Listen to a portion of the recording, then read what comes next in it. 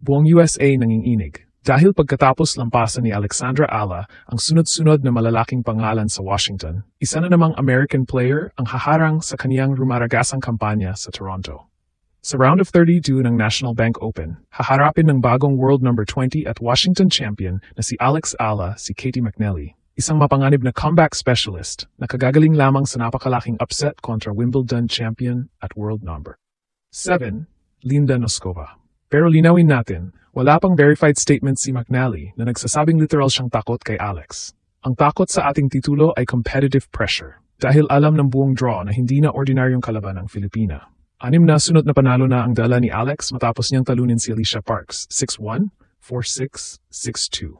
Gumawa siya ng 14 na break opportunities, 5 ang na-convert at pinatunayan niyang kahit may tulak sa deciding set, kaya niya manatiling kalmado.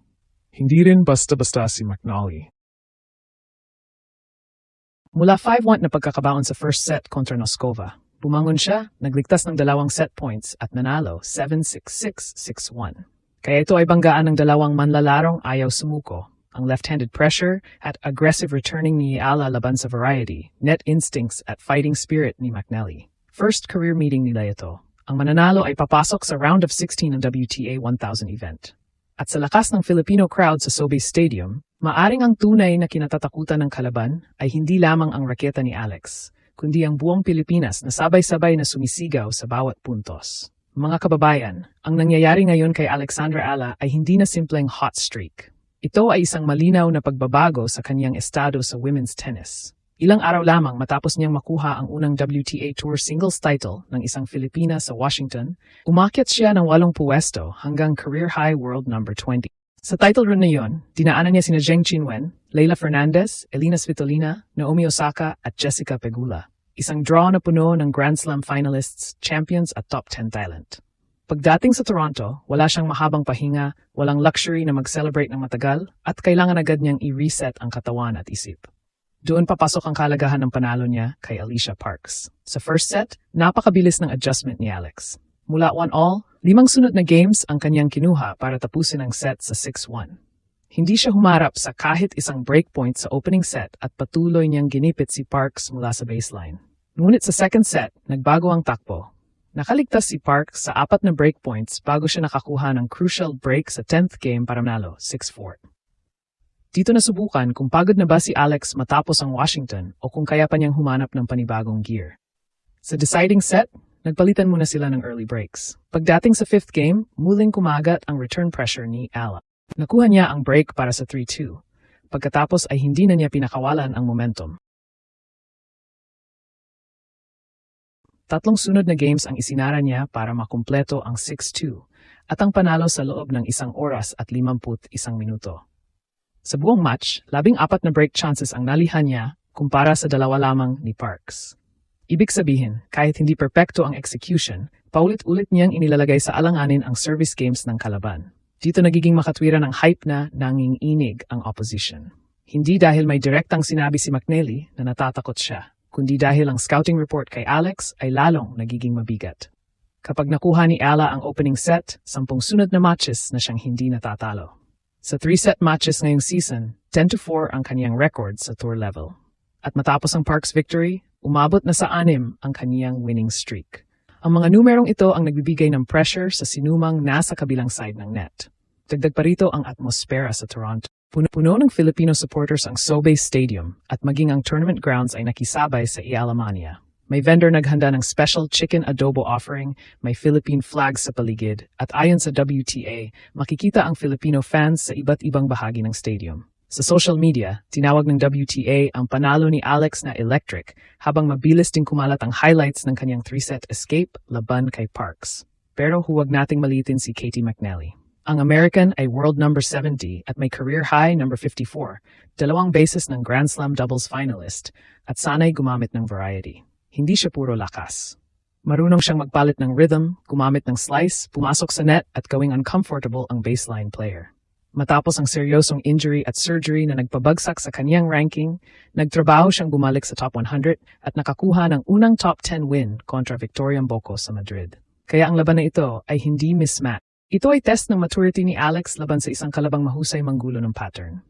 At ngayon, pag-usapan natin ang pinakamalaking tanong. Paano mananalo si Alexandra Ala laban kay Katie McNally?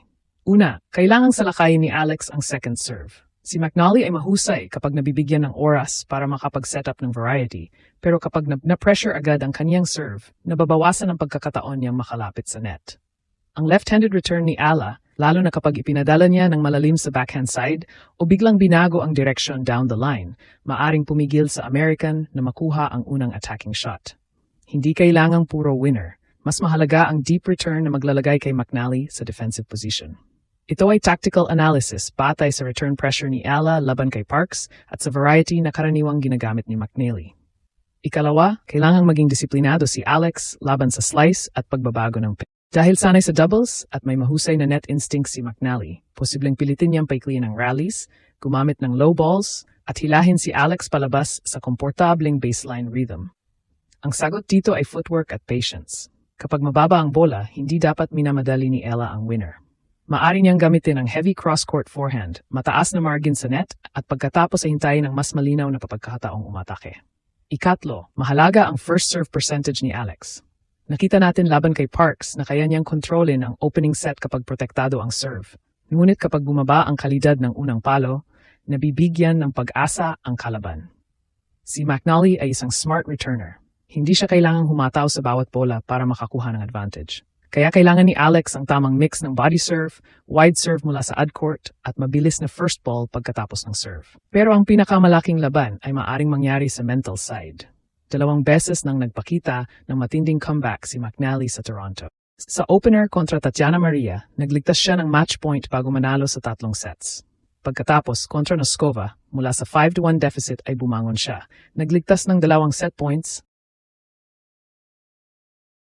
at kinuha ang 12 sa huling 14 na games. Ibig sabihin, hindi sapat na lamang si Alex ng 4-1 o 5-2.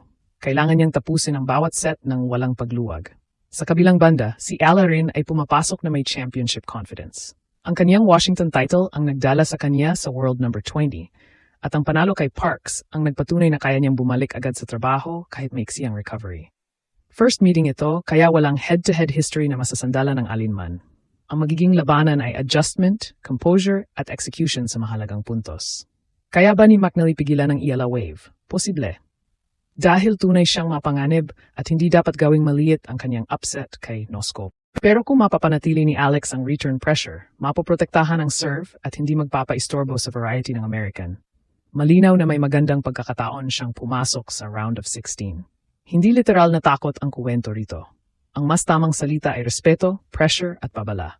Kapag si Alexandra Eala ang nasa kabilang court, alam na ngayon ng buong WTA na hanggang huling bola, walang ligtas.